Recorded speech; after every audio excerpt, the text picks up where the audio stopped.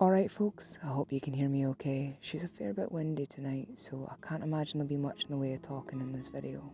But anyway, I'm out for a Sika stag, so here's hoping we find one. Yeah, I was right. I didn't talk to the camera again after that. To be fair, there wasn't any real definitive plan to make a video out of this. I'm just trying to get used to carrying all the gear and talking to the camera for this year's trip to Colorado. I like the films I made last year, but there's 101 things I would have done differently. So I'm looking forward to filming this year's trip. In the meantime, however, I've got a couple of stalks I'm going to film for practice. Not counting this one. This one was more of just a half-arsed warm-up exercise. But seeing as this is the first UK stalking video I've posted on this channel, I thought I'd be remiss not to explain just a little bit about what I'm doing here and why I'm doing it.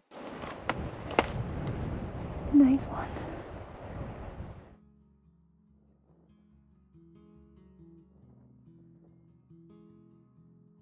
So tonight I'm out looking for Sika. Now this species is not native to Scotland. They were released during the 1800s and have since established populations across the country. Like all deer in high densities, Sika can cause damage to crops and natural habitats through grazing, but they also pose a threat to our native red deer through hybridisation.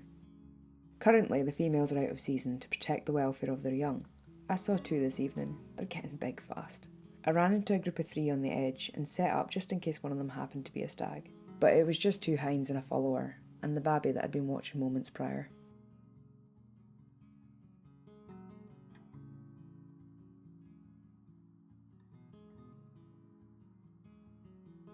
I zigzagged through rides and didn't see a soul until I got back to the track. There was a hind out feeding, but nothing else to be seen. So I took my backpack off, ready to sit down and watch the face till dark. And just as I did, one of last year's calves came meandering out the trees.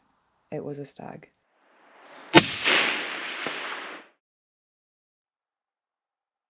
He dropped on the shot and within mere moments he was dead.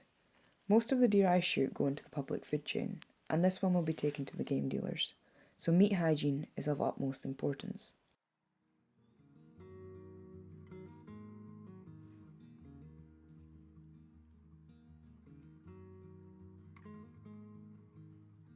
Now if this deer was going to be dragged, I would not be removing the legs. But I'm extracting him in a sterilised bag, and so by doing this, I'm making him easier to carry.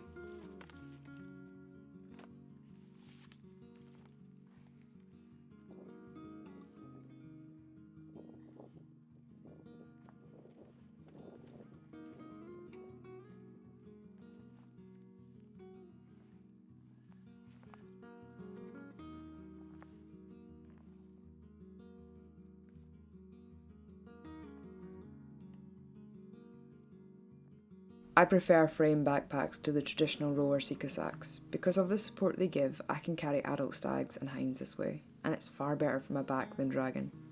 When it comes to large adults, I tend to drag them towards a bit of an incline, sit down to attach the backpack, and then use the slope to work myself up onto my feet. Once you're upright, you'd be surprised how light the deer feel when the load is balanced. It's so much safer for traversing uneven ground, and when you're doing this daily, it's going to help protect your back.